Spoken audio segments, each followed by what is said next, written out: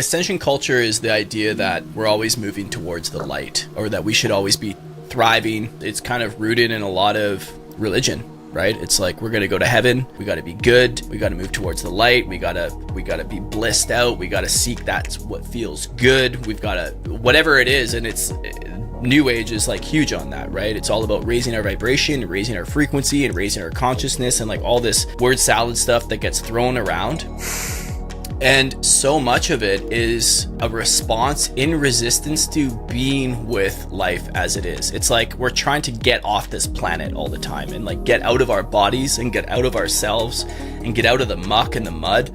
And the reality is like the muck and the mud is life, man. Like that's Earth. And so the ascent is obviously that. It's the going up, and the descent is allowing ourselves, like I said, to be reduced to ash, to be in the mud, to be in the body, to truly be embodied, which means being with everything that arises, right? All the discomfort, the pain, the anguish, the grief, the sorrow, and really allowing ourselves to feel and be human. Like even the word human, comes from the word humus, right? And humus is like this deep, rich soil of the earth, right? And so to descend is to be human.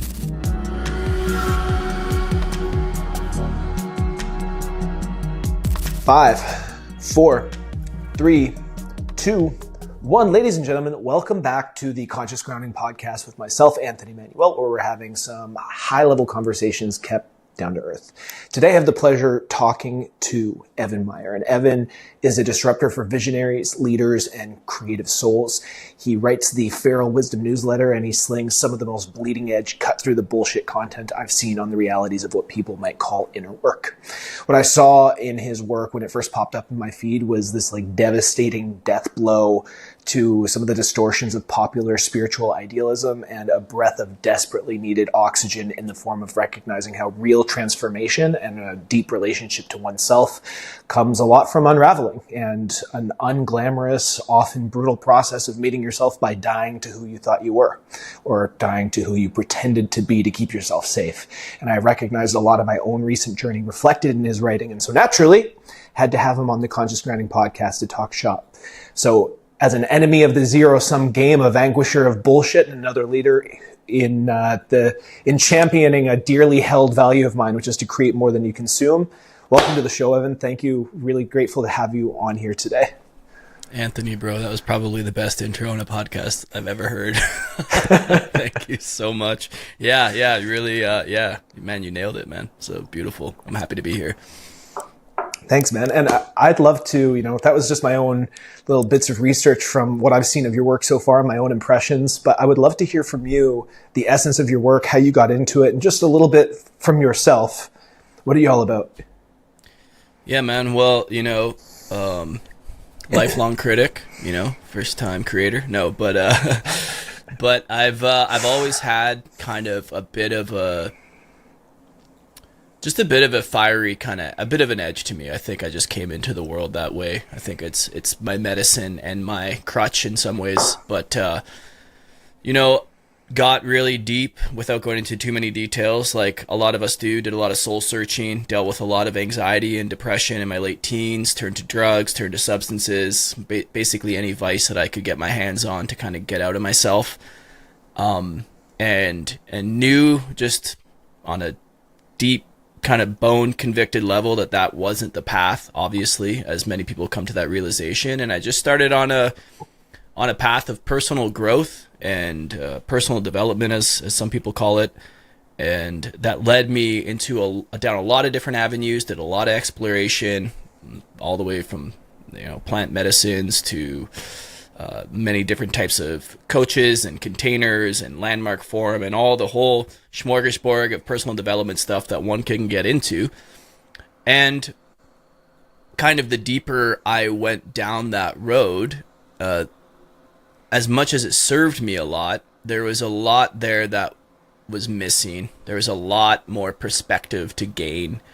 And despite all my best efforts and all my personal development, similar to what we were talking about just before we hit record here, I kind of had a few events that basically devastated me, to be frank, right? Just felt like my whole life kind of unraveled, and it was like, but I know all the things, I'm doing all the right stuff, I'm why is this happening to me, right? And a little bit of that kind of that victim mentality crept in, which is totally acceptable. I think that's a good place to go sometimes in our lives, is to ask like why.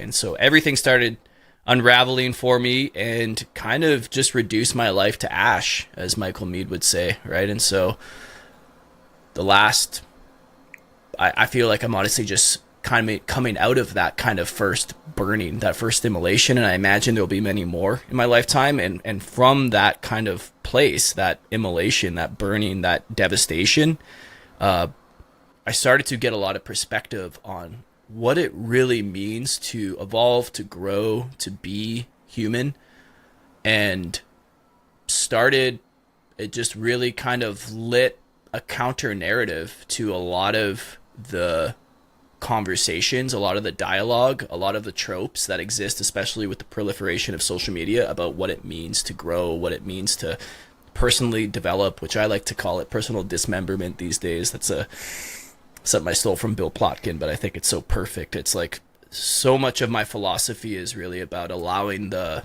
devastation, the dismemberment, allowing the crushing, the going down, the descent in an ascension culture. So to put it succinctly, that's kind of what I'm all about. Yeah, Bill Plotkin was also one of the first people that I ever was exposed to who talked about more of the descent as opposed to an ascension-based culture. For people who are just listening, can we define that in clear terms, like ascension culture and what the descent actually looks like practically? Yeah, I mean, ascension culture is the idea that we're always moving towards the light, or that we should always be thriving to, it's even it's kind of rooted in a lot of religion, right? It's like, we're going to go to heaven, we got to be good, we got to move towards the light, we got to be blissed out, we got to seek that's what feels good, we've got to whatever it is. And it's New Age is like huge on that, right? It's all about raising our vibration, raising our frequency, and raising our consciousness, and like all this word salad stuff that gets thrown around. And so much of it is a response in resistance to being with life as it is. It's like we're trying to get off this planet all the time, and like get out of our bodies and get out of ourselves and get out of the muck and the mud. And the reality is like the muck and the mud is life, man. Like that's Earth. And so the ascent is obviously that. It's the going up, and the descent is allowing ourselves, like I said, to be reduced to ash, to be in the mud, to be in the body, to truly be embodied, which means being with everything that arises, right? All the discomfort, the pain, the anguish, the grief, the sorrow, and really allowing ourselves to feel and be human. Like even the word human, comes from the word humus, right? And humus is like this deep, rich soil of the earth, right? And so to descend is to be human. And you can look at a lot of work from, Jung, of course, talks a lot about the descent and his personal descent. And any depth psychologist talks a lot about this stuff, including Plotkin, and there's various others. But it's this idea that really the gold of our lives and our humanity lays in our capacity and ability to be with the absolute devastation that's required to be fully human. Like what needs to be felt to be fully human. I have certainly noticed that of my own journey, where grief and sorrow was something that just kind of seemed like a problem to be solved as opposed to a natural part of my existence. It was like as soon as it would feel like, like loss, disillusionment, it's like, oh no, I can just focus on personal development. I can go hit the gym harder, focus more intently on my time management, and I can improve basically to transcend this feeling and, sort of improve my problems away. And what that did was it built up this incredible persona and this false self that was, and like my well-being essentially was kind of contingent on keeping these externalities alive at all times. And as soon as, it's impossible to keep those externalities alive at all times because that's not life. And when, like you said, when that shit starts to get reduced to ash, you're still left with all of this grief that you never sat with. You're still left with the reality of your total experience that you've never processed or allowed or created space for, and it fucks you up. Like it's where shit really, really hits the fan. And so, talking about being with everything that arises, where do you think the resistance to that comes from? Do you think it's like a culturally conditioned thing? Do you think it's that people aren't taught to develop the capacity to be with that? Where do you think that resistance is rooted in for a lot of people? Yeah, that's a great question. I think what you're speaking to, which a lot of us are doing, and I think the lingua of the day is cope, right? It's the cope. It's like using the gym to cope, using the personal development to cope, the more books, more self-help, more courses, more. And it's actually an important part of the journey, I believe. So it's not to eschew any of that stuff. I think we have to go through the superficialities of what we think will help us heal, help us feel more human, help us come into more of ourselves, or our essence, you might call it. So all of that is like kind of important. And a lot of those practices, of course, are really useful for our own kind of ego development, which is really important. But eventually our ego gets developed enough where now it needs to get undeveloped. Now it needs to get smashed. Now it needs to get crushed. And I think the terrifying reality for most people, to answer your question, is that they don't know what's on the other side of that, right? It's like if I spend, I don't know how old you are, but I'm 35. If I spend 30, 40, 50 years of my life building up a persona, and then that comes into question, and I don't know who I am beyond that, that's a terrifying ordeal. Like that's a journey that most people will instead build more ego to deal with, right? Like they'll actually double down on their efforts to not be with that.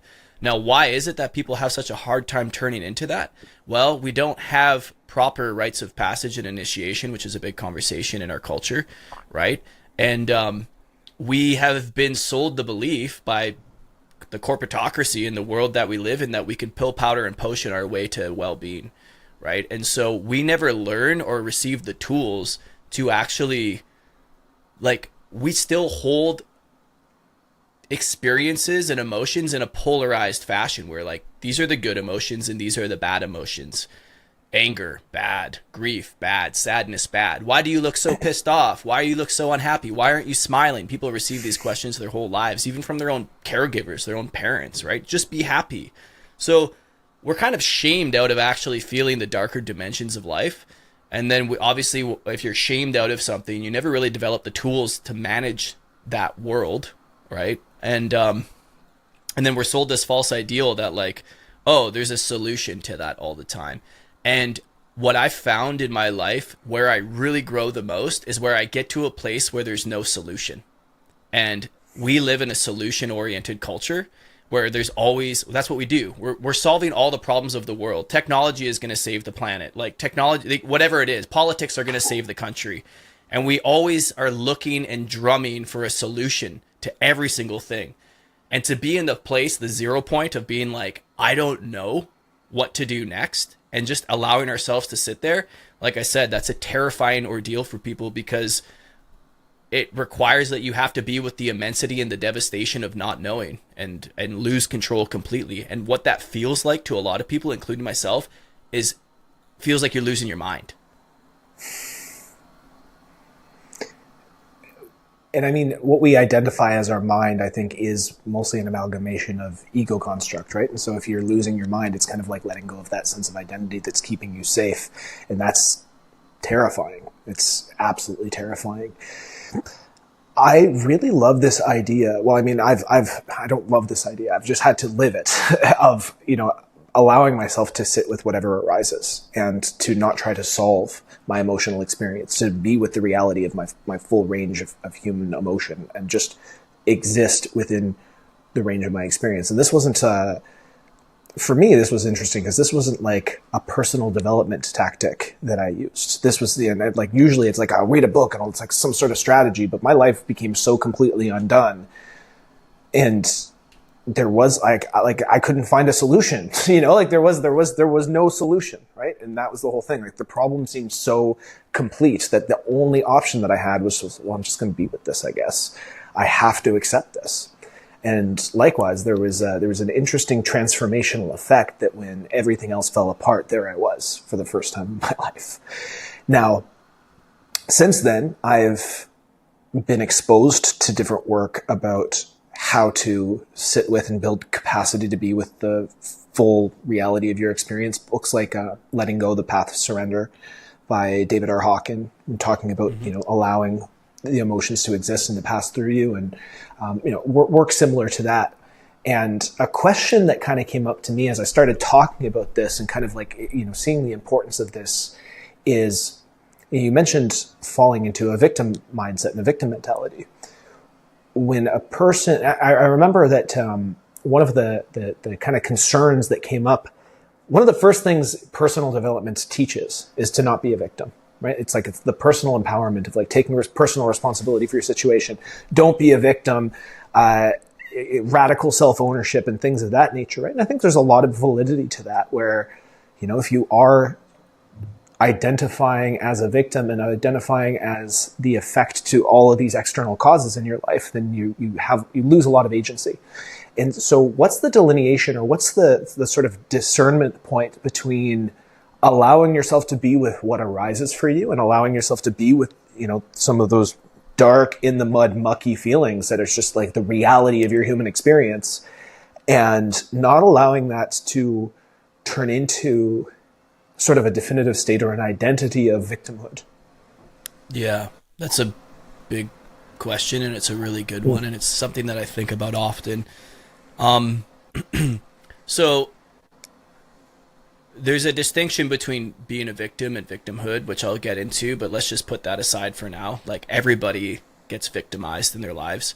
The choice of running narratives is a choice. We get to choose the story that we live into. However, I think people just say that and then that's it. Okay, well, I was victimized and then now I'm going to, not be a victim and change the narrative, etc. Without really allowing themselves to steep in the devastation of being a victim, which I think is actually really important. Now, we're all victims of the overculture. Like, we live in a society that's not set up for human health and well-being on any domain, spiritually, physiologically, mentally, emotionally. That, like, I don't think that anybody can argue against that. If you look at just the statistics of the world, mental health, etc., like, everything has been bought and captured ideologically, sold back to us. Like, there's just so much, without getting into all that. The environment that we live in on so many dimensions is not a healthy place to live, right? I believe that if we want to live meaningful, purposeful, and awakened lives, we have to allow ourselves to feel the devastation of that. Like, feel the devastation of how fucked up this place is, right? That doesn't mean that I'm at the effect of it all the time and like I'm going to go off myself, because that seems like a really reasonable solution if you really allow yourself to feel, not to mention all the individual traumas that people face with all the abuses and everything like that. I'm just talking about just being born in this world at this time is a lot. Like, we already are kind of at the effect of this giant, out of control, monstrous machine that really isn't that inspiring to, if you really let yourself feel. And so right off the bat, because we learn it from our caregiver environment, we have to numb. We have to like somehow close our senses, close our hearts, close our eyes to like just the pure devastation of being here. I think it's a two-step process. And the first is, in order for us to unwind that and open ourselves back up to like really feeling the devastation, we have to be resourced. Like, that's what I'm saying. We have to go through the ego building. We have to go through the personal development. We have to learn about the victimhood narrative and all that kind of stuff, because to really allow ourselves to feel all of it, that's a big commitment to make. And that requires that we have a lot of what Bill would call like healing and holding. Like, we have that available for us, and that we don't try to eat the whole thing in one bite. Right. And so we're all going to be victims, not only of what I explained already, but things are going to happen to us and we're going to be victims, and we have every right and we have the dignity to live as victims for a while and to allow the full effect of what happened to us to make its course through our body, like to work through us. If we don't, there will be some fractured and disintegrated part of us for the rest of our lives, in my opinion. Right. However, at some point, we have to respond to like, yes, this is, for me, like reducing it to the pure logic, the pure objective facts, like something bad happened to me or someone I love or whatever, something bad happened, wasn't my preference. That's it. Like whatever the narrative is, like, yeah, steep in the narrative, feel the full victim. But at the end of the day, it wasn't my preference. Whatever happened wasn't my preference.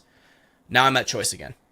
Right? And so I'm not talking about the personal development, like, don't ever be a victim. That's such bullshit. Like, it's such bullshit. It's another way of bypassing.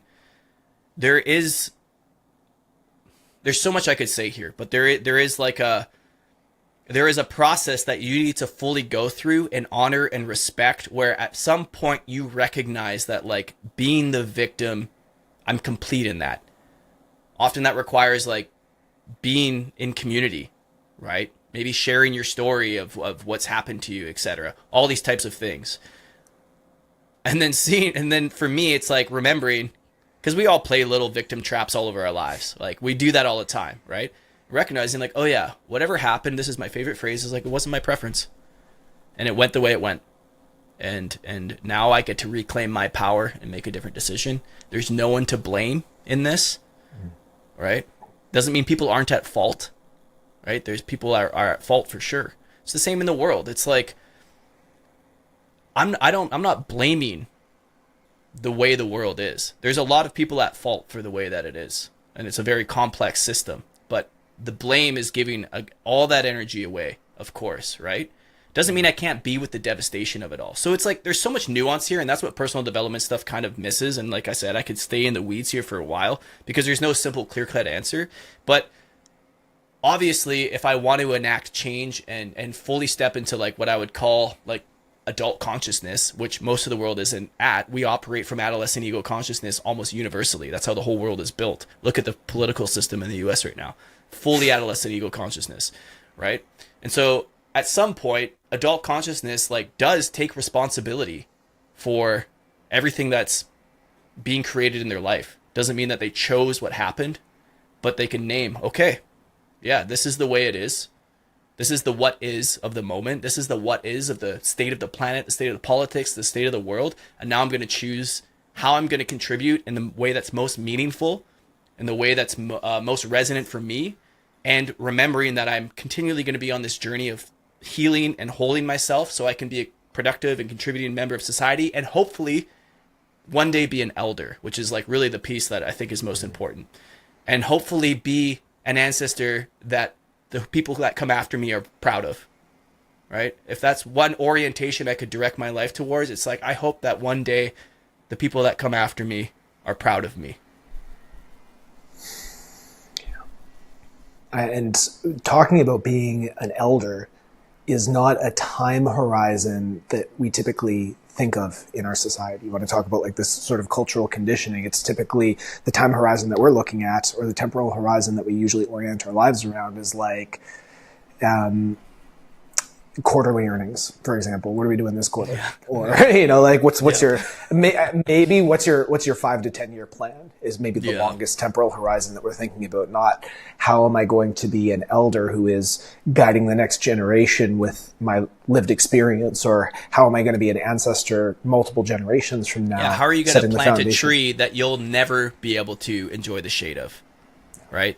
That's the kind of timelines we're talking about. Absolutely. And it's almost very difficult to understand why that's important if you yourself have been conditioned to not think in that level of like temporal horizons, and let alone convince other people of it. Like convincing yourself that it's like, oh, I should definitely be planting this tree so that my grandkids can sit under its shade. Like there requires a certain level of personal integration to get to that point where like that's like there's a gnosis of why that's important. Now, you've used the term like, or the phrase being able to sit with the full devastation of something, right? And I've lived through why that's important, and I have a grasp of like why that is, and a person can you mentioned social media tropes. Like you'll see a Carl Jung quote posted on like an Instagram page where, a tree's branches can only reach to heaven as deeply as its roots have gone down to hell. And people are like, yeah, totally. And then sounds really good. It sounds really good. But then the actual realities of actually digging those roots down doesn't really land, right? It doesn't take root. The idea doesn't take root. And at least in terms of like a practical lived thing. And so I think the fears that come up, I know from me in particular, when I was, kind of making this shift, was that if I was going to sit with the full devastation, I allowed myself, first of all, I thought I was feeding victimhood by allowing myself to feel devastation. That was like one narrative. That was one sort of belief system that I was operating on, where if I like sit in this too much. And then, there were other narratives that like Stoics, if I'm a Stoic about this, I'm not going to like fully, be owned or moved by this, right? And I think there's a fear that underlies people who are confronted with emotions like grief or sorrow or rage or disillusionment, where if they allow themselves to feel the full range of that, they'll lose control, or they're somehow going to be doing themselves a disservice. And so how do you explain why that's essential? How do you explain how important that is for a person to allow themselves to go into that descent? Because conceptually, I can understand it. I can understand the metaphor of like that. This is just like the full range of you living into the reality of humanity. But for a person who's kind of in that conditioning or in that fear of loss of control or that fear of being overtaken, how do you invite them into the descent in a way that feels safe or even essential? Yeah, well, my ears perked when you said like it feels like it could be a disservice to them, and I would say that it most certainly will be a disservice to you. It will be a disservice to the life that as you know it, right? And so one of the things that people confuse, and I'm speaking humbly because this is something that I'm still working through and experiencing myself, so I can't pretend to be an authority on this or that I'm even complete in my own evolution into what I would call like living from more of a soul territory. So I just want to put that caveat in there. But what I would say is like, we don't really get to choose when we enter our dissolution. Like that's not a choice that we get to make. And I think just given the little bit that you've shared with me, you didn't choose what happened to you. There was choices that were made along the way, but life unravels when it unravels. Now, the choice that we have is if we want to white knuckle it and try to resist it completely and use all the tools we have to make it go away, or if we actually allow ourselves to be dismembered gracefully. So you can say yes to that journey. For like, okay, I am going to surrender fully to how mystery wants to work me, to how spirit, life, God, nature, whatever you want to call it. It doesn't really matter. The great big spaghetti ball in the sky, like it doesn't matter. But there is no amount of resources that you have from your former life that are going to serve you in that. And that's how you know it's an authentic dissolution. That's why it's so scary, because like nothing else will work from before. The old strategies don't work anymore. And so on one hand, it's like, why is this important? Well, I would say because it's the only way that you can actually be a contributing member of society. I would also say that like, unless you're completely content all the way through and through, and you're completely clear, awake, and not numb at all, and you're completely satisfied with your life, then maybe you don't need to dissolve. I don't know one human being on this fucking planet that could agree to that. Maybe they're out there, right? I don't know them. Right. And so part of it is like saying yes to the journey. And instead of trying to work out how you're going to do it, let it work you. Like, let it work you, and stop trying to package it up into like, oh, I'm going on this thing. I'm doing the thing that Carl Jung said. I'm putting the branches into the ground. I got about 12 months and then I'm done with this. And then I'll move on to my next person. That's not what it's about. Like when I say reduce to ash, I mean, the willingness to understand that when everything is literally coming up in flames, when the relationships are ending, when the family members are dying, when the home is being foreclosed, whatever it is, when it feels like every single rug is being pulled out from underneath you, knowing and trusting that that's the initiation that's moving you forward, not backwards. But what that requires And maybe even forwards and backwards is the wrong language to use, because people are going to think that that's another thing to clutch onto. Like, if I want to get ahead, I have to let this happen. But that's not what I'm saying. It's that you're actually leaving like one area of your life that you will never be able to return to. So the egoic construct, your identity, like what you do for a living, when people ask you like what you're up to and what you like, that can no longer exist. Maybe even how you call yourself, literally on a name level, like this is what I'm talking about. That all gets left behind. Not that it didn't serve you, but all of it was just leading up to, so you were prepared from a soul level enough to be unraveled. It's a threshold, and you can't cross back.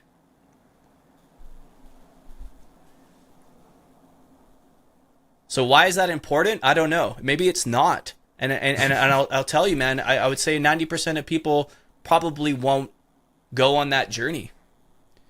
And that's okay, right? It's just there's so much clutching to what is right now that the absolute sheer terror of stepping over that threshold into a whole other realm of consciousness where it's like your place in the world is no longer about you.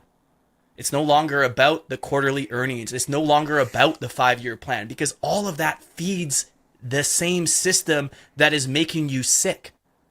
And that's collectively making all of us sick, right? And so crossing that threshold means that there's a whole entire level, a whole entire awareness that you won't fit into society anymore. Like you won't actually be able to play that game anymore. And that is an ordeal. That is an experience that most people will never want to go through. So it's like, it's not to be taken lightly. You know, I had a dream last year. I'll share this and then I'll give you some space we can chat about it. But I was actually out with Bill Plotkin's group. He has an organization called Animus Valley. And we were out in Joshua Tree. And you do a lot of soul-centric dream work in this stuff. And I had this drum right here behind me. If you're watching this, you can see that. There's this big medicine drum my friend made me. Shout out Elk up in Maine. But I was out in this, and I brought this drum with me, and I was just kind of like walking around the desert and playing this drum and just allowing whatever kind of wanted to come through me to come through. And then I went to bed that night, and I had this dream, and I was on one of the kind of rocky bluffs in Joshua Tree. Have you ever been to Joshua Tree? I haven't yet, no. No? Yeah, so it's the desert, obviously, with the Joshua trees, etc. But there's these huge kind of rocky outcroppings everywhere. And I was standing on the edge of one of those, and had my drum in my hand, and I was looking over the surface of the earth. And the whole surface of the earth was one big, tight drum skin. And this big booming voice came through, and it was like a woman's voice, but very powerful, like very much like kind of like a grandmother, you know? And she just said, "This is serious." And that was it. That was the whole dream. And it was like that dream I could study and explore and integrate for the rest of my life, right? It's like a deep medicine ceremony. But that's just it. It's like, if you want to cross that threshold, and if you want to do this, if you want to really become a fully initiated human in the world, like it's serious. This is serious. It's not just another fucking personal development thing to check off on the box, right? So I don't expect everybody to want to do that. If you read Carl Jung's Red Book, he talks a lot about, like, he literally thought for a while that he would never come back from the experiences that he was having. He thought he was going to go completely insane. He basically had to shut out his daughter and his wife. Like, he had to basically reject his family for a while so he could go to the depths of this exploration. And so tread carefully if that's the kind of experience that you want to have in life. What's on the other side of that? I don't completely know yet, because I'm not complete in that myself. So, well, this is very interesting. It brings up a couple of thoughts where you mentioned earlier that a lack of initiation in our culture is sort of like why we're sort of symptomatic of an inability to navigate some of these harsher aspects of the human experience. And for those who aren't familiar with different initiation rites in different cultures, oftentimes they were brutal. Like absolutely harrowing experiences that were just like incredibly difficult for a young person to experience. And that sort of like harrowing experience was meant to give them a foundation to deal with the harsh realities of life as they entered into adulthood. And that's missing from our culture entirely. And, that's something that life will do to you in various degrees, regardless of how you're prepared for it. And I think when you mentioned talking about being an elder, for example, and the lack of elders in our culture and in our community, and the disconnect that we even have, culturally from our own families. If you think about how human tribe used to kind of exist, as you lived with multiple generations of your own family for your whole life, and the elders would sort of guide those next generations. And now it's like you turn 18, you go to a college somewhere, and you're not living with your family, you move to another state or another country, and you're very disconnected from the other generations. And I think one of the importance of the mentorship that we gain from elders, and why I think it's actually quite a noble pursuit to consider how do you prepare your life such that you are going to be an elder for these next generations, is because we need guides and we need people to help navigate when you find yourself in the wasteland. When you find yourself in these places where it's like, I'm not coming back from that. I had moments, in the last 6 months where I'm like, I'm going to fucking die, bro. Like, I'm not surviving this. This is like, and part of you won't. That's the thing. Like, part of you didn't even, you could say, right? Part of you does die, right? Good. Well, and that's, like people talk about ego death from a psychedelic perspective, right? Like, I took this psychedelic, I took mushrooms and I had this ego death. It's like, no, you didn't. You're still the same fucking person. It's like you had a moment where you were like, you're high as shit on mushrooms for sure. And you had like a little glimpse of divine non-dual consciousness. Sure, man. Of course. But like, no, your ego is well intact, my friend. You are living exactly as the same person. And, this is actually a cool transition. I have a couple of quotes from your page, from your writings, that I'd love to dive into and have you elaborate a little bit more, kind of as a jump point for different parts of the conversation. Mm-hmm. So I'm just going to read this one off. These were a couple that kind of really resonated with me. This one's kind of pertinent. So here's the brutal truth. Real transformation isn't for sale. It's not hidden in your next retreat. It's not waiting in that medicine ceremony. It's not packaged in that course you keep buying. Real transformation is a slow dismemberment, a daily choice to die to who you were, a brutal process of meeting yourself in every mirror you tried to break, of making different choices even when every cell in your body screams for comfortable patterns. Most people will choose expensive ego massage over actual evolution, pretty frameworks over painful truth, new curtains over complete demolition. But if you're ready for your old self to die, for everything to fall away, for what looks like destruction before rebirth, then welcome to the path that can't be purchased, only survived. Yeah. Mic drop. No, thanks. It's great. Man, I never read these out loud, and so it's really interesting to hear them just kind of spoken. But yeah, was there a question around that, or you want me to dive a little bit deeper onto? I'd love you to dive into deeper into this idea of like the part of yourself that dies, because I think that's, ego death is one of the scariest things. Even just like, let's talk about the perspective of a person struggling or having a bad trip on a psychedelic. Oftentimes the report is like, when a person is having a bad trip, it's because they have a hard time letting go and their ego is trying to not have that disillusionment moment. I think it kind of has a similar reflection as you're going through some of these descent processes of like, the hardest part is you letting go of that sense of control or this ego structure that, again, you use to keep you safe, or is your, like the ground of your reality as you understand it. Talk a little bit more about this idea of like dying to your old self.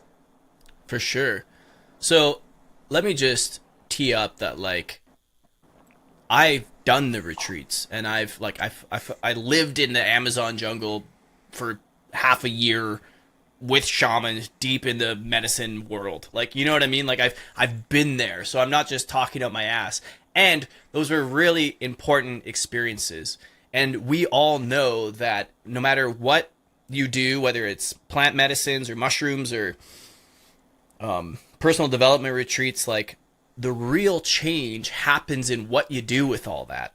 It's like, cool, you had an ego death experience. Now what? You're going to go home and do the same shit that you've always done, right?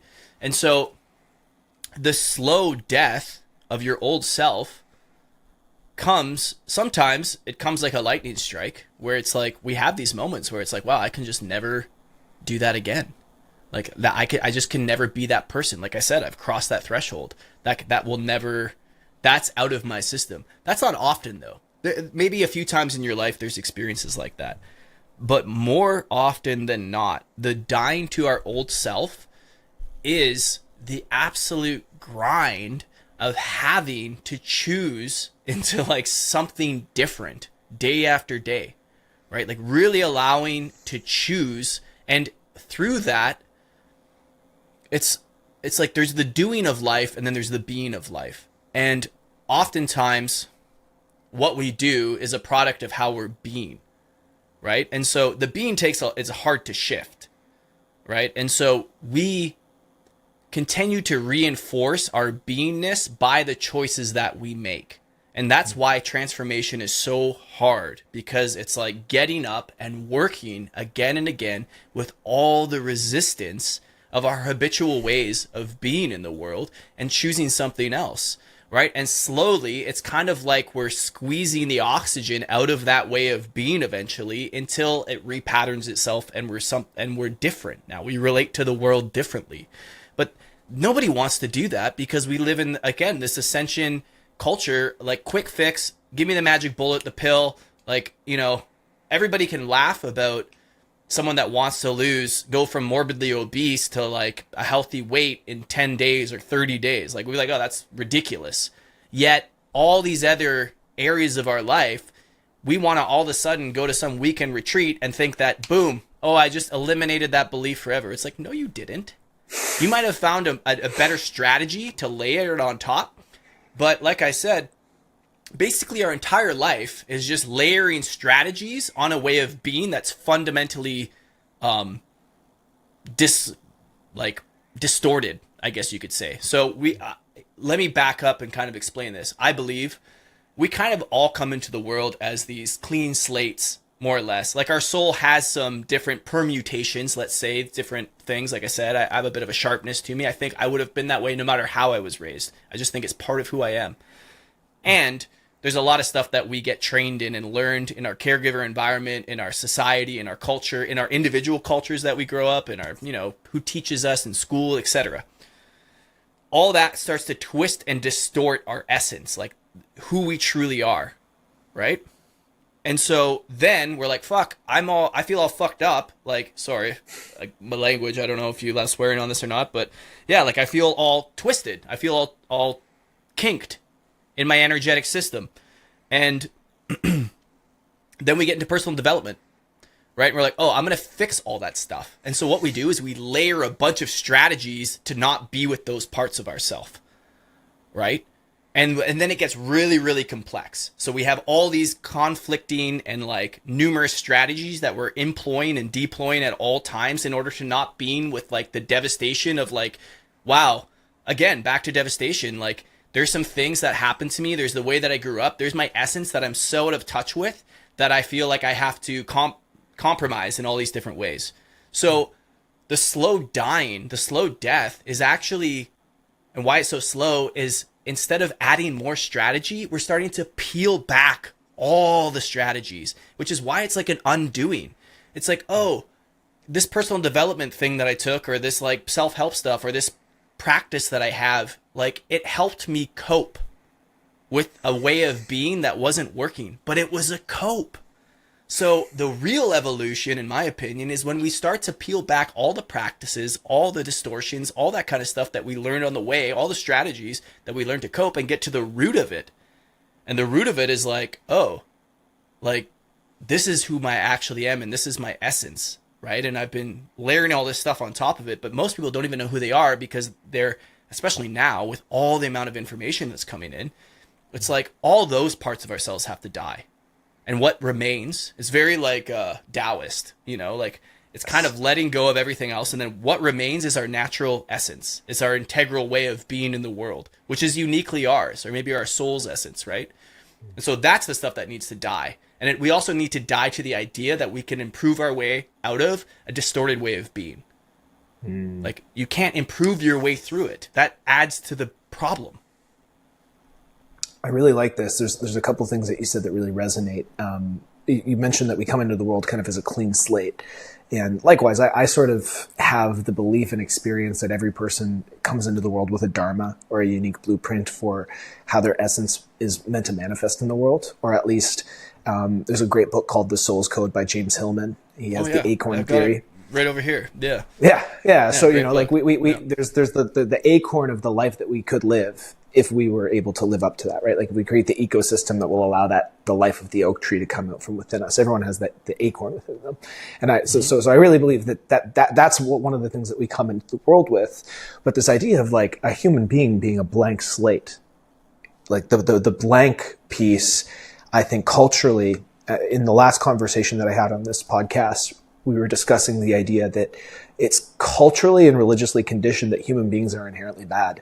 Mm-hmm. And whether that's the perspective of religious shame, you know, the creator of the universe thinks that you're born into original sin, or, you know, you're looking at it from a biological perspective, and, you know, you have selfish genes that are trying to promulgate, and you have this reptilian brain that's like, you know, we're driven by a biological imperative, but there's something fundamentally wrong with you because we're at war immediately, right? We're at war with ourselves. Yeah. So there's a fundamental wrongness to you. Mm-hmm. And so, when you're operating from that perspective, you're always going to be trying to fix or compensate for something. And I know that was true of my own sense of personal development. It was this layering, this addition.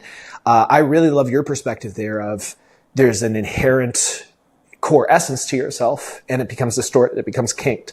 And so you're trying to improve or layer your way out of this distortion, as opposed to just addressing the fact that like there's a distortion that is obscuring the natural essence to yourself. And that's a perspective that I was just recently exposed to reading the book No Bad Parts by the founder of the Internal Family Systems, which is, the title kind of says it all. There's no bad parts within yourself. There are just distorted, burdened parts that were put into inappropriate roles to deal with different traumas and devastations that you experienced. Exactly. And that the core essence of self, and he calls it capital S self, is this compassionate, calm, clear, curious essence that is there. And so when you unburden those parts of yourself that have been put into inappropriate roles, there you go. You have the unburdened, clear self that is inherently good.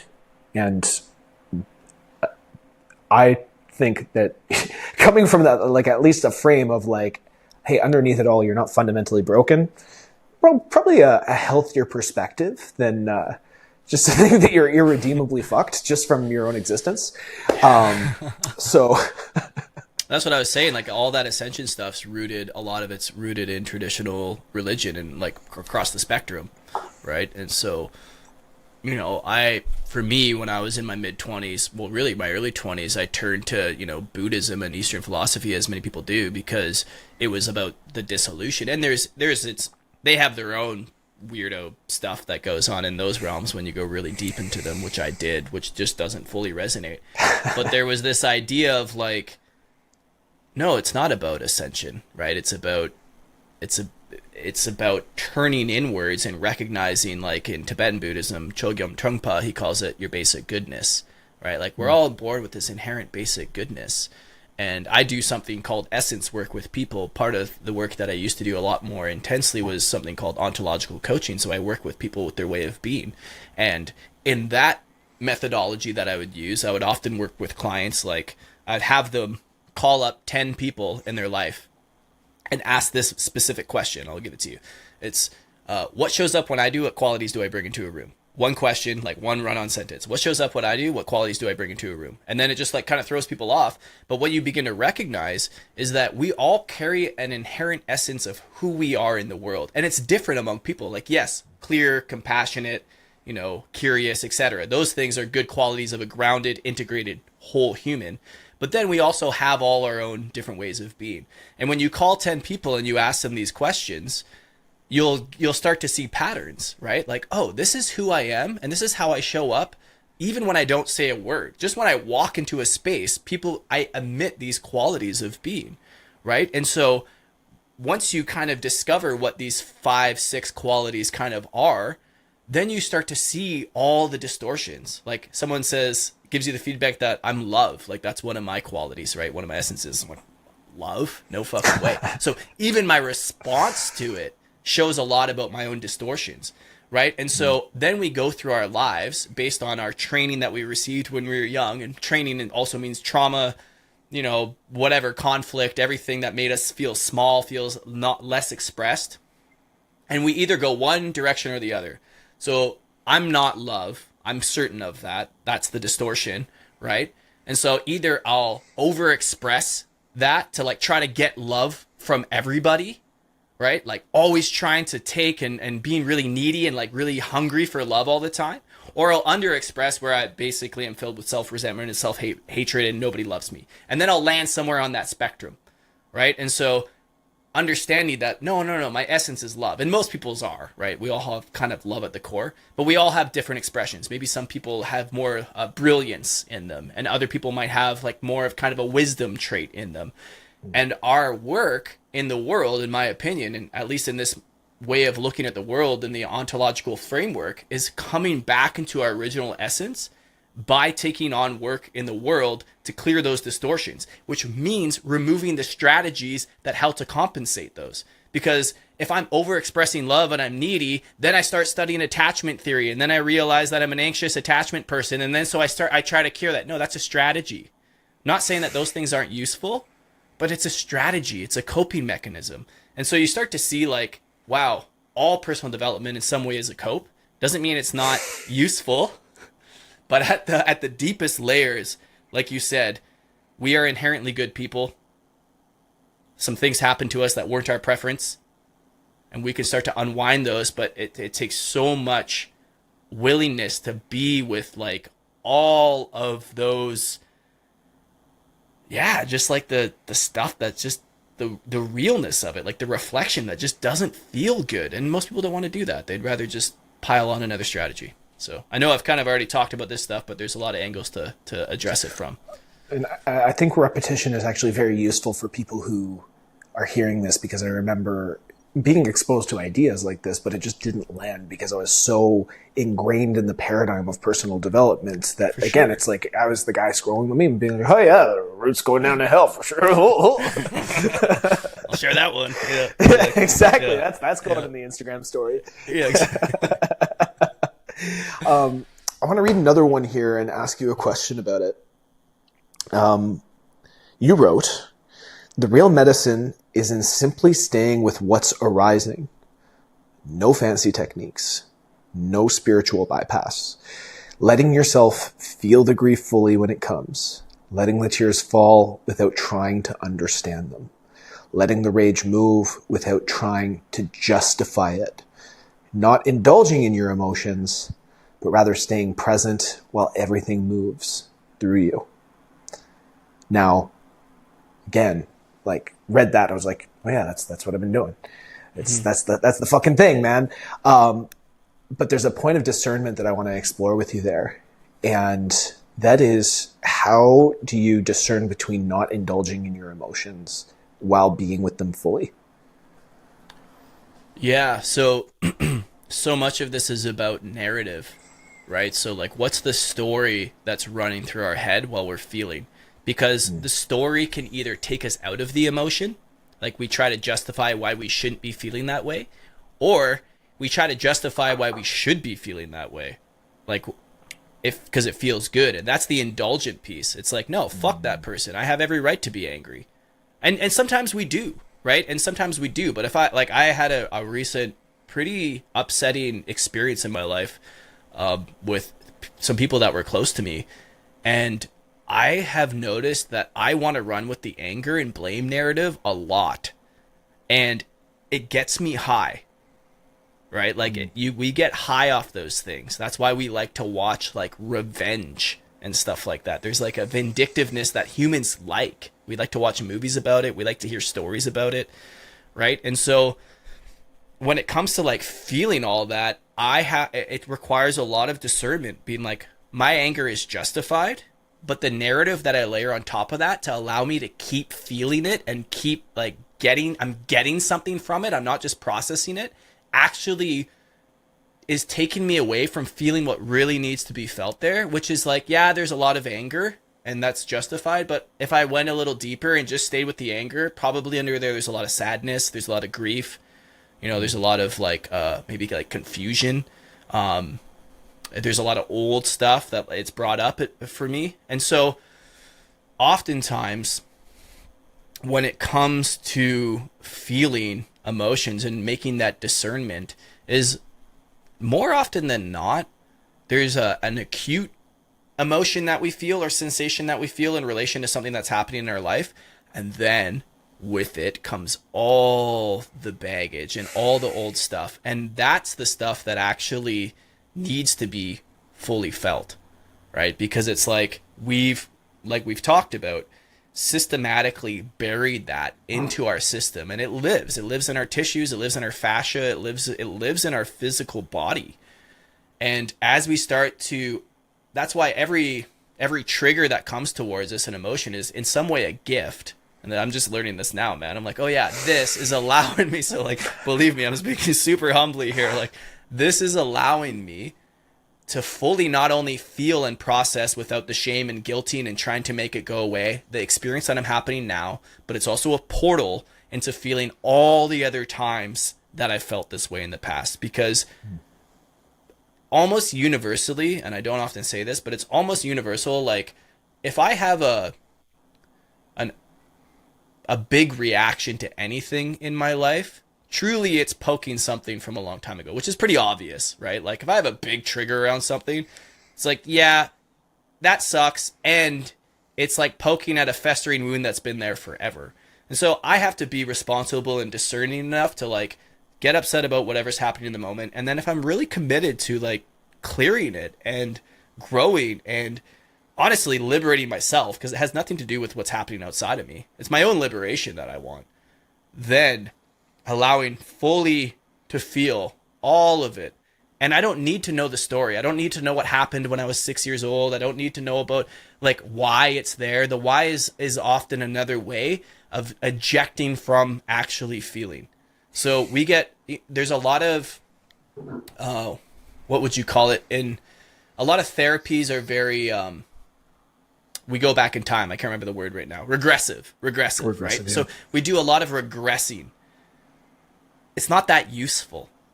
Sometimes a little bit of context about our story can be useful, sometimes, but oftentimes we get more attached to the story than just feeling the sensation. All I need to know is like, this is old, and you can tell. Like if I'm feeling something and someone asks me like, is this something recent or is it old? I can usually know 9 times out of 10, like, oh yeah, this feels old. Did you ever feel this way when you're 8 years old? All the time. Cool. Now I know I'm in the territory of like child consciousness, and I can slowly allow those feelings. I don't have to do anything. I just allow myself to feel them because I didn't have the capacity as a child to feel them. I didn't have the safety. I didn't have the environment. I didn't have the tools to feel them. And I can allow them to come up and be processed naturally. There's no doing in it. I don't have to do anything. I just have to be willing to allow the feelings to work me a little bit. Right. And so that's the piece around discerning on like, how do you actually do that? Right. And then the indulgent piece is when I get attached to the story and the righteousness. Usually indulging for me comes with like anger, vindictiveness, like the desire for revenge, all that kind of stuff, where I indulge in those emotions versus really feeling what's underneath, which is like oftentimes just a lot of grief. Yeah. In my recent experiences in sitting with emotions in this way for the first time in my adult life, or first time in my life, since being a child, one thing that's been very helpful for me is just trying to relinquish any story or narrative about the raw somatic sensation of the emotion itself. And that's why I really liked talking about feeling the grief fully, letting the tears fall without trying to understand them. Where it's like trying to not say, it's like a lot of the times, like you said, we can be shamed into feeling negative emotions. So it's like, just be happy, right? So it's like you almost have to justify and create a story about like why you're feeling how you're feeling, so that you can be vindicated and allowing yourself to feel them. Exactly. And allowing the somatic energy of them to exist and move while telling as little of a story of it as possible, or justifying it mentally as little as possible, and really being somatically with the experience, like feeling the energy in your body, letting the tears fall, letting the diaphragm convulse as you're sobbing, and feeling the tension in your anger, and just being with the energy of it without the narrative about it has been incredibly useful for me. And I really like what you said too, where it's like, the temptation is to, it's like, oh, I know that this emotion is not brought up because I'm looking at this I think that a lot of the times emotions come up because our relationship or our beliefs about a certain experience are filtering our experience. Or narrative. Right? Yeah. There's always a narrative running. Yeah. And I've found that, I've done a lot of belief work, and I've done a lot of investigating, and a lot of regressive therapies, and a lot of the stuff, man, going and investigating, where did this belief come from? Where did that come from? Why do I believe this? Yeah. And some of the biggest transformation that I've experienced in my life has just been in the last 5 months of allowing that energy to exist and move, and allowing myself to feel things and process things and move energy without having to tell a story about it. And it's been... Or need to know why. You don't need to know why. Actually, that's why it's I don't believe in affirmations and belief work and stuff like that. It's good. Do it if it makes you feel good. Whatever. I'm a libertarian. Fucking do whatever you want. You know what I mean? Spiritual libertarian, for sure. Whatever you want to do it if it makes you happy. I don't have any judgment. But what I would say... Well, I have some judgment, but I do whatever you want. But what I would say in terms of utility... What I've noticed is that as I allow myself to be with what is, right? And sometimes the emotional experience of literally feeling that energy moving, like it was happening today. I still go to therapy. I have an amazing therapist, and she just brings me back into the experience of my body over and over again. That's all we do. She's like, okay, what's coming up now? What's coming up now? What's coming up now? And my job is just to continue to track. And then she just says, are you okay with this sensation? And sometimes the sensations are grueling, fuck. She's like, well, this is you've been holding this forever, and you probably, imagine having to feel this when you're 7, right? God damn. All right. So then I have all this compassion flood in, and then it starts to liberate and move. And sometimes that liberation and movement of the energy is doesn't feel good. It feels overwhelming. It makes me shake. There's all sorts of different somatic experiences that can happen. I know you're well aware of this because you're doing the same work. But ultimately, the more that I try to make any sense of it, the more disconnected I come from actually experiencing the sensation. And if I can experience a sensation fully and feel my feet in the earth and know that I'm grounded and that I'm safe and that I'm resourced enough and I'm in my full adult consciousness, I'm fully here, I'm fully present, and there's all this energy moving around, then I'm less activated when that energy appears in my life in situations where I'm not at choice. For example, if someone triggers me or angers me and I feel that same kind of sensation start to come up, it's no, but I'm grounded in my adult consciousness, I'm safe, I'm good, and I'm resourced here. I don't have to spit it out. I don't have to get the energy out of me. I don't have to run in narratives. I don't have to do any of that. Right. And so it's all coming back to ourselves. And that's why, I could get into this and we can explore this if you want. But the idea of emotional safety with other people is a big thing people talk about. Safety only exists here. And I'm pointing at myself right now for anyone listening. Safety only exists in me. Nobody can make me feel safe. And people hate hearing that. But no, that's at me. I can choose to leave situations where I don't feel resourced in my own safety. But nobody is inherently responsible for my emotional safety. Nobody. Not my partner, not my parents. That door, my parents were, but that door closed a long time ago. That door to get that emotional safety and our needs met from our parents closed decades ago. And most people spend their entire lives looking for it in other people, in their lovers, in their friendships, in their employers, etc. And you'll never get that again. You'll never get that emotional safety again. Only you can create it. And that's a level of responsibility that most people don't want to take. And that's how we that's why all this stuff gets packed in there and just fucks us up. So we covered a lot of ground in our conversation. Totally. It's hard to believe that we've already been going for an hour. And one of the intentions that I have for this show, the show's called Conscious Grounding. and we talked about a lot of like very heady concepts and a lot of philosophical ideas. And I think there was a lot of practical stuff in there too, but I always like to kind of cover the grounding side of it. And practically, what you're talking about here is really a different paradigm of being. And I would love for listeners who are kind of curious about exploring more of a descent-based way of being, or approaching a practice where they can explore this side of themselves. What would you say would be a safe practice for a person to explore that could help resource them to start to move in this direction? Yeah, great question. I mean, there's so much, but for me, and I think if we're talking about the terrain of soul and descent, it goes hand in hand with intimate connection to the natural world. And so this is going to sound like maybe really basic to people, or like really that's the thing. But honestly, go find somewhere in nature and like leave the phone, or put it in the backpack on airplane mode, or leave it in your car or at home or wherever, and wander and listen. Like open your listening, open your body, and allow yourself to maybe even veer off the trail.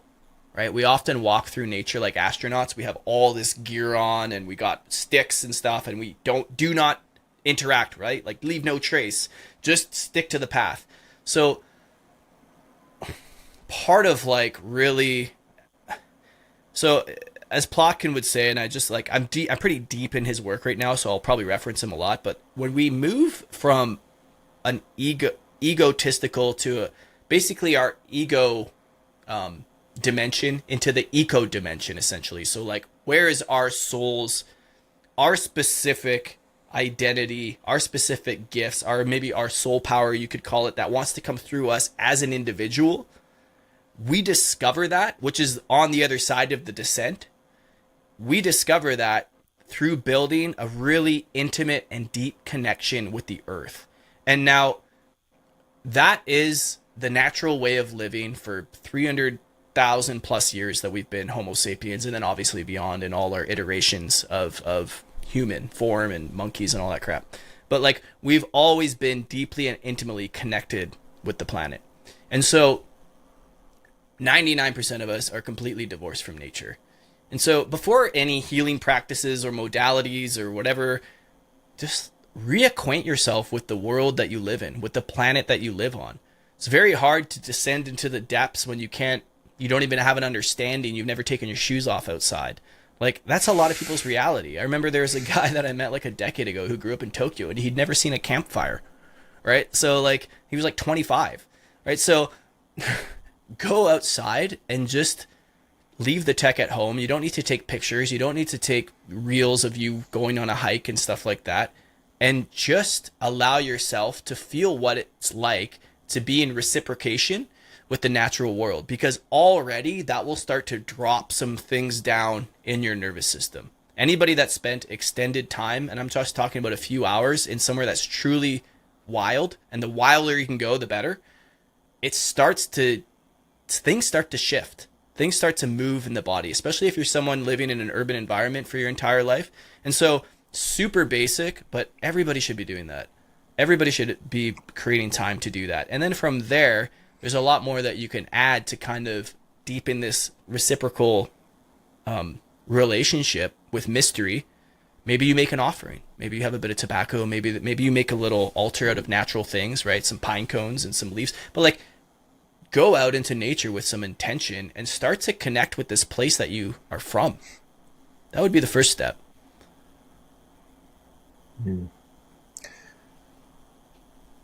I really like that. I like the, generally expanding awareness beyond, because I think technology is another form of cope that a lot of people experience. It's, Sure. In terms, personal, we talked a lot about personal development and layering and addition, and that ascension is one form of cope. Another form of cope is like monumental amounts of distraction and dissociation.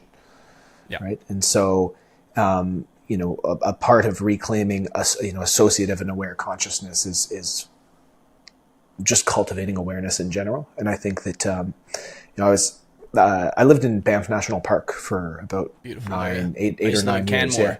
Yeah. Oh yeah, I lived there as well. Nice. And most of my time when I wasn't working was phone at home, off in the mountains somewhere, off trail. And I remember feeling moments of like pretty intense fear while I was experiencing, wildlife encounters, or like would like slip down a mountain, or like, the scree under your feet kind of slips away and you're kind of like all of a sudden sliding down this mountain, and you have this like fear. And it's not the same type of fear as just being anxious and, afraid of like, the weird social things, or the social anxiety that you experience, or the general discontent that you experience in these urban settings. It's a level of like invigoration and alertness and awareness. And like you said, yes. Yeah. And so, for people who are listening, we had all these conversations about like the power and potency of, going deep into the full range of your own experience. And you're like, what do you mean, just go into nature? What's that going to do? Like, just go into nature, bro. Well, the thing is like when you go into nature undistracted, you have to be with your full experience. Like you have to be with that fear. You have to also be with, you start to get out of that, like, we interrupt the thought loop all the time with notifications and phone and distraction and Netflix and blah, blah, blah. We all know all about this stuff. When you just eliminate and remove all of that, you just have to be with all that stuff going on. And there's no better place or person to hold that than the earth itself. That's what I'm saying. Get out into a wild place. If you like, go be a little bit crazy out there. If you have these repeating patterns and you're fucking sick of being in your head, start to speak them out. You can go there, you can yell, you can move, you can dance, you can get like, let yourself get a little wild. We're so domesticated. Every year I try to go on anywhere from 2 weeks to a month long backcountry trip. Absolutely primitive. I don't bring any technology at all. No sleeping bags, no tents, friction fires only. Like I go on these primitive expeditions with a small group of people. I'll tell you there, man, like those trips in a matter of, it takes me about 6-7 days to really drop in. Those trips are more healing. They do more for my nervous system. They do more for, obviously, my awareness. Like, they're so incredibly, profoundly healing for me. And I learned so much about myself, more than any retreat, any therapy, anything out there. Like, just me in communion with nature, living absolutely minimally.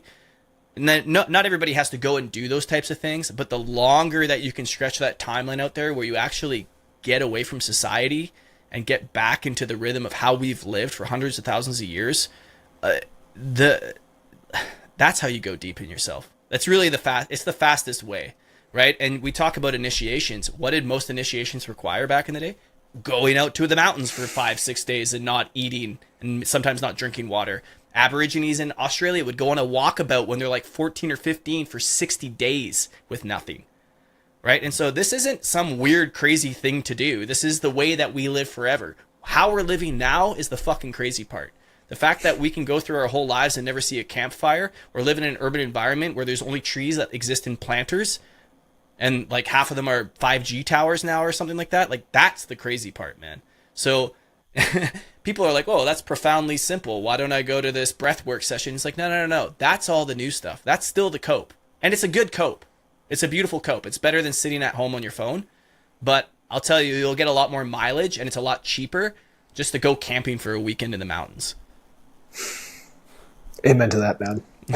I'm right there with you. Nature-based initiation. It's I was really stoked when you mentioned Bill Plotkin, actually, like right at the beginning of the conversation. I was like, oh yeah, we're going there. This is good. So we're going to wrap up the conversation here. There's like a million more things that I could talk to you about. Sure. I feel like we scratched the surface. Maybe we can do a follow-up episode down the line too. Mm-hmm. And for those who are listening, thank you for listening to the Conscious Grounding Podcast. This is a brand new podcast. If you've been following my work for a while, I really appreciate you tuning in, leaving a comment, a little review, sharing it with a homie. Really, really means a lot. I'm going to leave some of Evan's links so that you can follow him on social media. You can check out more of his work in the description of this show. Then go check out his work because it's awesome. It's really, really good stuff. And If you are interested in joining a community of people who are doing some of this deep inner work and you would like to have the support and reflection of a community, you can also check out the link for my community, Collective Individuation. We do calls every weekday where we're dropping in together. We're focusing on the most important things, and then we're keeping each other accountable to do that level of deep inner work. So, Evan, man, thank you so much for dropping in with me today and having this conversation. It's like just in time with the little... Just in time. Yeah. Sorry about that. I don't know what happened there. But that's okay. Yeah, man. Well, thank you so much for having me. And yeah, man, it's been great. It's been great chat with you, and I hope we can do it again sometime. Yeah, we absolutely will. All right, guys, thank you, and we'll catch you on the next episode of the Conscious Grounding Podcast.